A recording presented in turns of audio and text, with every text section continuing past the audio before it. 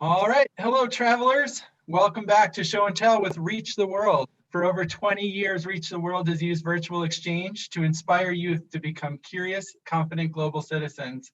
My name is Tim, and as part of Reach the World's efforts to support educators and families during the COVID-19 epidemic, we'll be sharing free live stream show and tell events with fascinating members of our global community. We hope you'll join us for this virtual journey. You can find an updated calendar of live stream events and much, much more at athome.reachtheworld.org. For today's show and tell, I'm excited to welcome international educator and Fulbright scholar Katya Zinn. Katya has a special interest in words that only exist in one language, making them the loneliest words in the world. And to our live stream viewers today, please be sure to let us know you're here and share any questions for Katya using the YouTube chat bar over on the side of your screen. We'll get to as many questions as we can. And that said, I would like to welcome our guest today, Katya. Great, thank you so much for that awesome introduction. And hi, everybody. I'm really excited to talk to you today about lacunas. And a lacuna is an English word for a word that has no direct English translation. And lacuna, just the direct denotation of the word lacuna is just a word for a gap. So when we talk about gaps, lexical gaps as in gaps in language where there is a need to describe something and language either does or does not pick up on the other side of that. And every language has examples of gaps that only that specific language can fill. And what I think is really, really interesting about that is when you look into those gaps, you get to find out some really fascinating stuff about what the cultural values are of the people who speak that language. So jumping right into it, I'm going to tell you about some of my favorite lacunas. Of course, there are far more than I could have the time to address, but I'm just going to start with a few and then we'll take some questions and then go from there. So the first one I want to talk about is a lacuna that exists in Bahasa Malaysian, and I was just unfortunately pulled out of my placement teaching at the secondary level in Sabah, Malaysia, on the island of Borneo.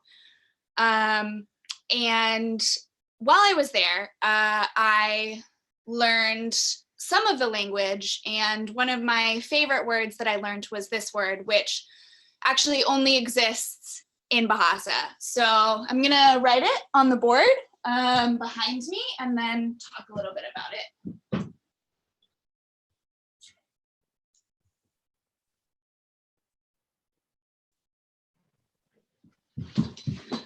Okay, so hopefully everybody can see that.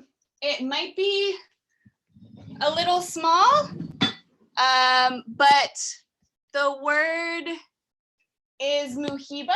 I'm gonna write it bigger. Yeah, it's just a little bit small. How's that? Yeah, that's much better. Cool. So muhiba is a word that the closest translation that English has to offer is the spirit of goodwill and harmony. And when I was in Malaysia, I had the opportunity to do a lesson about the gaps that exist within both English and in Bahasa. And so we talked a little bit about specifically this word, and my students were really fascinated to find out that this word in fact doesn't exist in English, that we don't have a way of translating it. And so what we talked about as a class, which was a really, really interesting conversation, was the way that this concept of muhiba, this concept of the spirit of goodwill and harmony, is such an important and integral part of the way that I can say that I personally experienced the Malaysian culture and Malaysian people. I felt so extraordinarily welcomed by my students, by the community where I lived. And when I had this lesson with them, I talked about that, and I said that, and explained that one of the reasons why I had known even before I came there that culturally this was going to be such an incredible experience for me was because I had a notion, just from the fact that this word exists. This shows that this is such an important concept to the people that speak this language, that they need to have a whole word for it. And English doesn't have that word. However, there are words that exist in English that do not exist in any other language.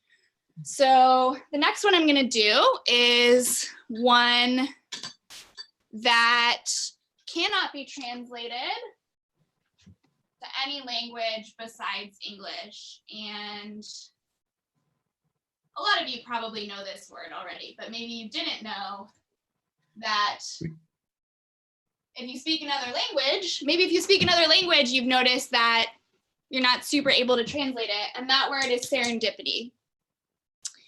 And so when I talked about this with my students in Malaysia, I talked about how it was interesting to me that serendipity, as speakers of English, we find often enough that occasions are serendipitous, right? That events line up in a way that feels right and opportune, that we need a whole word to describe it. And so this one, I want to give everybody a little time to think about themselves in terms of, what do you think this says about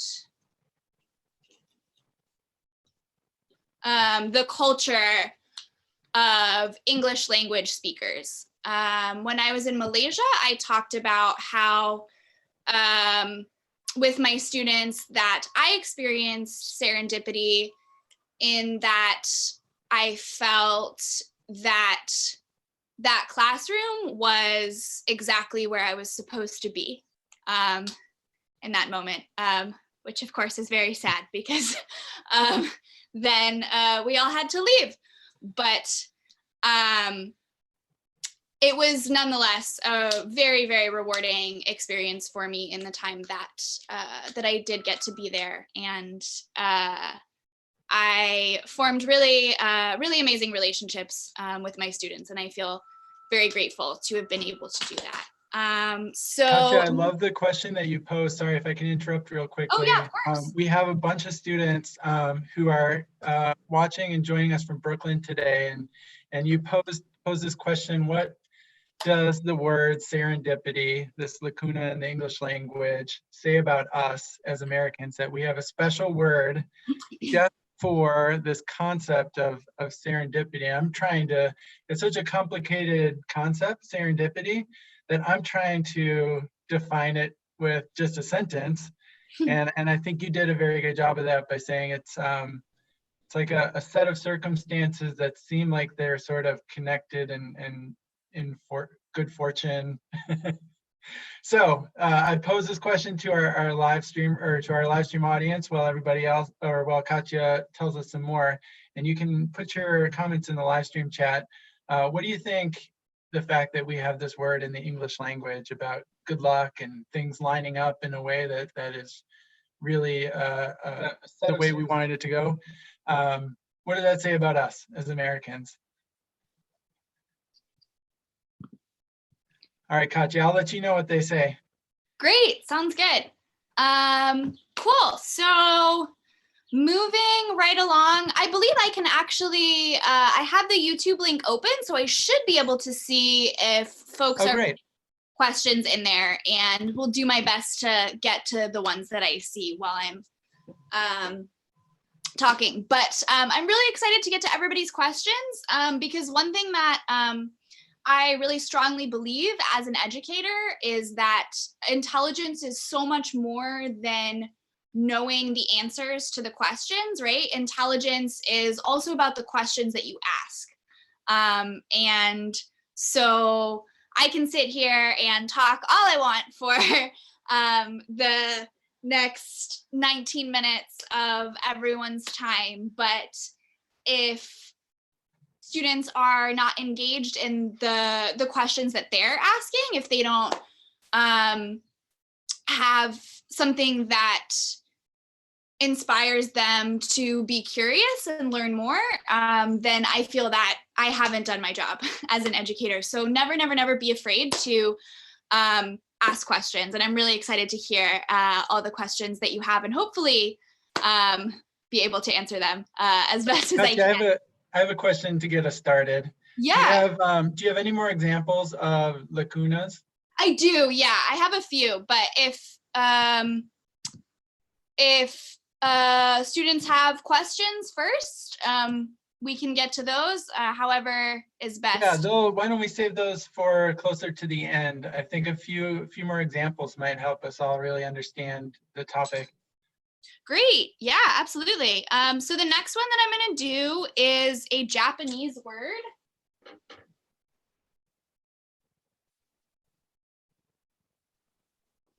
And that is komorebi.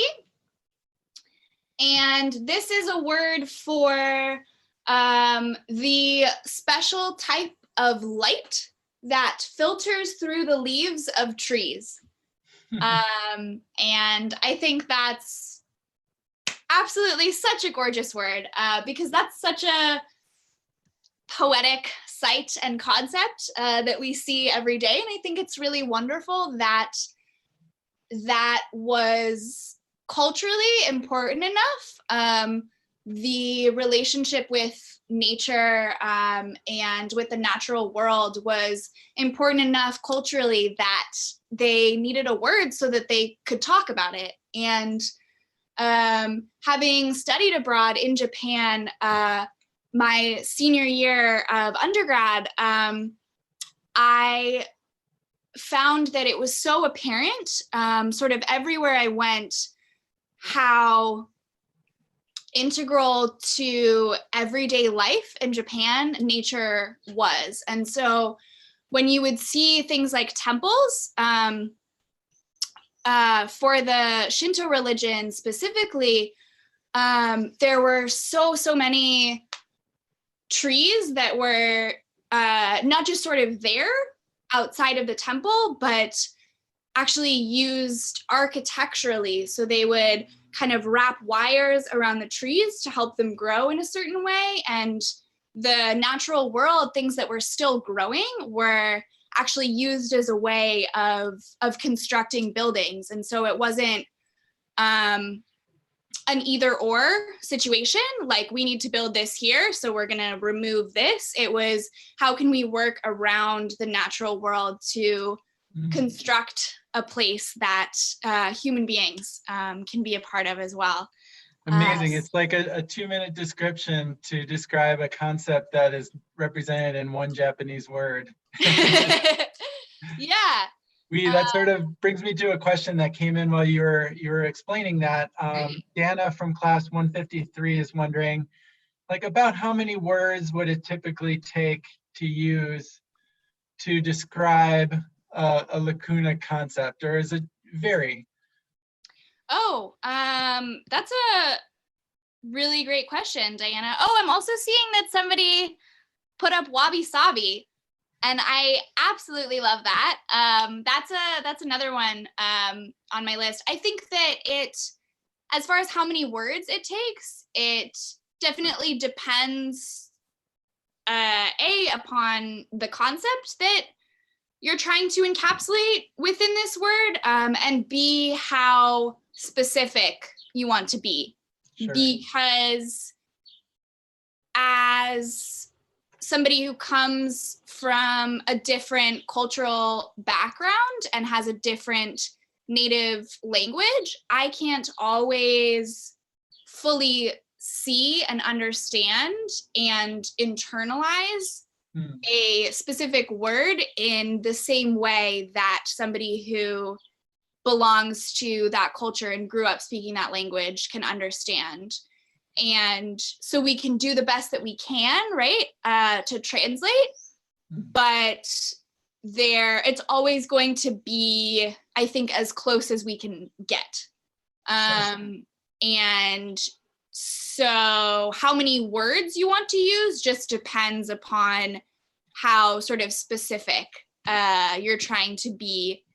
And the concept of wabi-sabi, I think, is super fascinating, and also is very much a part of Japanese culture that, and I do want to definitely make the point that as somebody who is not Japanese, right, and did not grow up speaking Japanese, did not grow up a member of Japanese culture, obviously somebody who belongs to that culture would be able to explain much more in depth what that word means,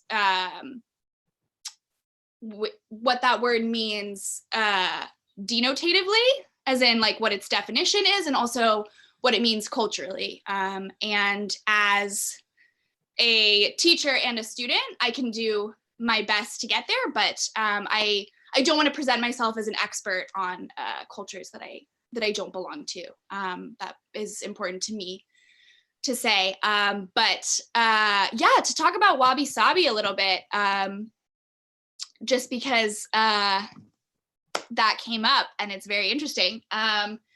Wabi-sabi, from my understanding of it, is a Japanese aesthetic concept that has to do with accepting and using the imperfections of things, and using space in a way that allows for objects to kind of be themselves. So it's using artistic imperfection. And there's a really beautiful Japanese art that is considered part of that concept, where they will take broken pottery and sort of glue them back together with gold leaf. And so the result of that is this really beautiful piece of pottery that has these kind of spidery veins of gold on it. And of course that happened because it was broken in the first place. And that wasn't used as a reason to throw it away, but rather a reason to look at it from a different angle and see what it could be. And I think that's just a really beautiful life lesson that we can all learn from. So I'm super glad that that was brought up. I have a few more that I could do, or please. I could answer more questions, whatever is feeling more useful. Let's give a couple more examples that might ignite a couple more questions. Great, yeah. So the next one that I'm gonna do is a Portuguese word. Can you sort of spell it verbally while you're writing it on the wall so we can make sure and type it right in the chat? Yeah. And that word is saudade, Saudade. Thank you. And yes, kintsugi. Sorry, Max Evans, thank you. Brought up the name of that Japanese art form of fixing pottery using gold leaf that I had mentioned, kintsugi. Yeah, so there's another one. Thank you, Max Evans. So now saudade, Saudade, And thank you for whoever is typing these in the chat. I'm not sure how good my webcam is and how well folks are able to see this, but thank you. So saudade is a Portuguese word for a deep sense of like wistful longing and melancholia towards a person or a place. So when we talk about how there's a phrase in English, right? Parting is such a sweet sorrow, that sense of sweet sorrow. That is, there's a word for that in Portuguese, wow. And it is saudade. Another one, I'm just gonna move right along unless I see questions in the chat. So another one is a German word. And this is not such a nice one, but it's something that I think everybody has at some point in their life related to.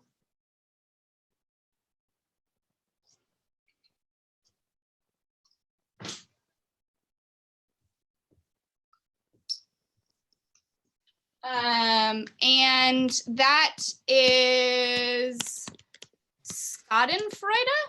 I hope I'm pronouncing that right. SCHADENFREUDE. And as you can see, just gonna go over this one more time.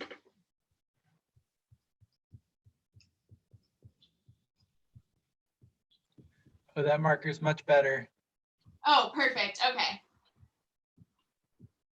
There we go. Thank you so much, everyone, for your patience. I am still getting used to teaching to a computer. Yes,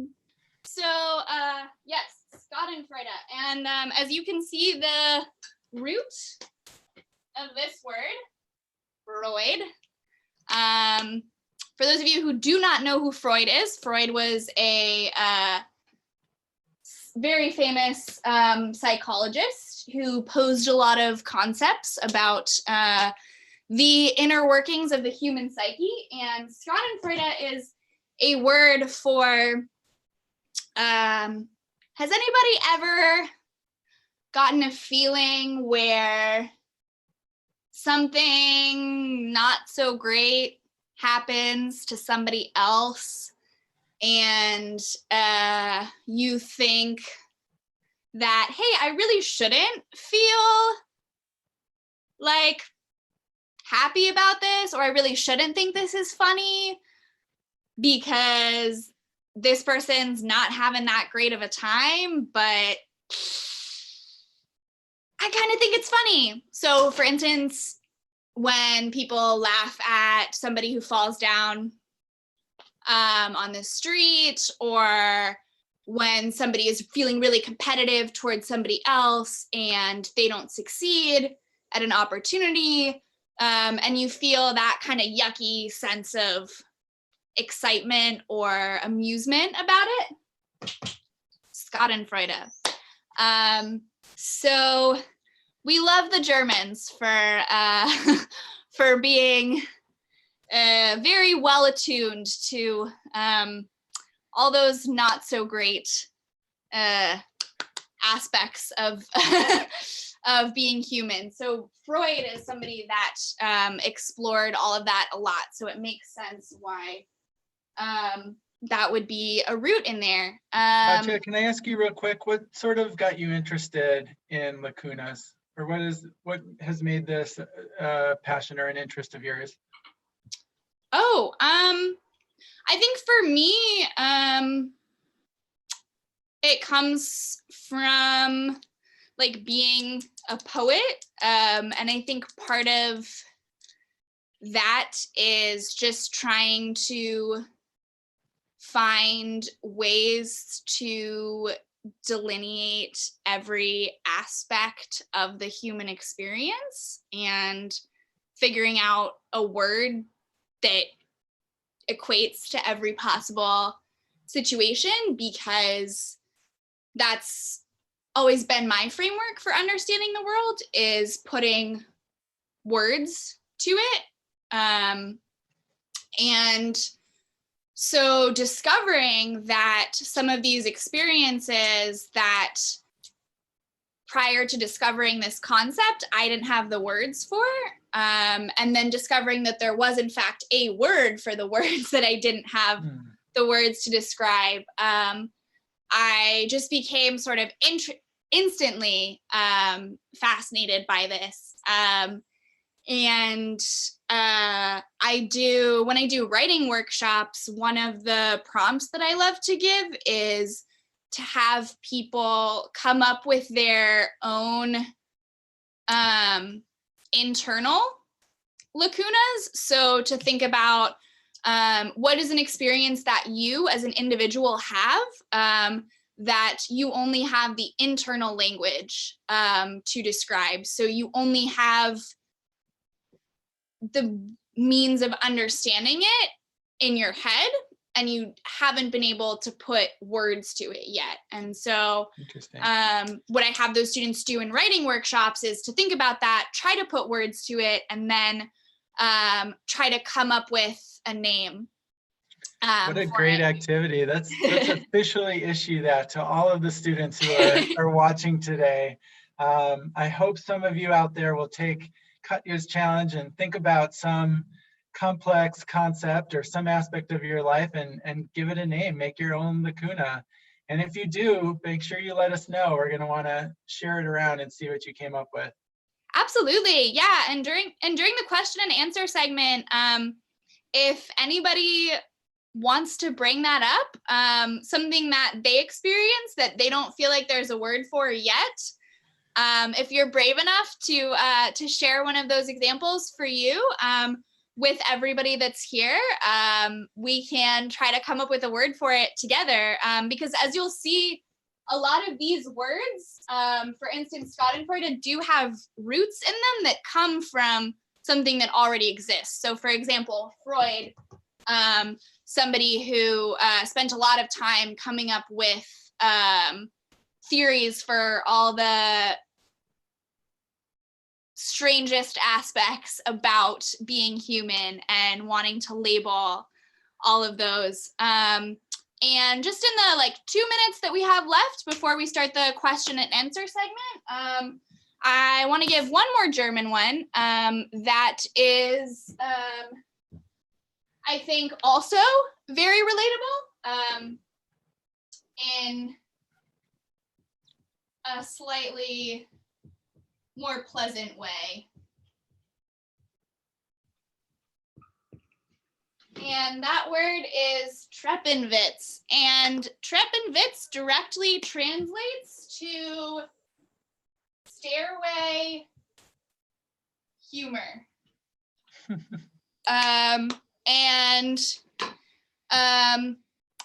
What that means is Treppenwitz is a word for, have you ever been having a conversation with somebody and then as you're walking away from that conversation, down the stairs, thought of the perfect comeback or joke that would have been the exact right thing to say in that conversation. And of course you think about it the second you walk away. I think many of us have experienced that. In German, that is Treppenwitz. Treppenwitz, I like that one. Yeah, I should, Katya, that's a really great one to end on. And I should clarify that we've sort of integrated our question period into this talk, this fascinating talk as we went, which is great. We have our audience for 30 minutes, so we're coming to the end of our time. But I love the fact that you've given us some really great examples of words in several different languages. This concept seems to be widespread and seems to take on a really interesting cultural twist in each language where it appears. We've given our students a challenge to come up with some of their own, and they'll share them with us, and we'll share them with you, and we'll keep this discussion going. I want to thank you so much for telling us about this. I think we could really talk about this for a long time, because I imagine there's a really long list of things, and each one of these single words you can unpack and get so much meaning and learn so much about the different cultures from them. I want to just sort of, in order to say goodbye, I want to also say thank you to our YouTube live stream audience today for joining us. You can join us next week. We've got a full lineup of amazing live stream events, and hopefully we can bring Katya back, you know, maybe a little bit closer to the end of the school year, and we can talk about some of the concepts that the students have come up with and brainstorm a name for it, perhaps, if you're having trouble, students. So good luck with those. Can't wait to see them. There's a complete list of upcoming events for next week at athome.reachtheworld.org. And thank you all so much. Have a great weekend. Thank you, Katya.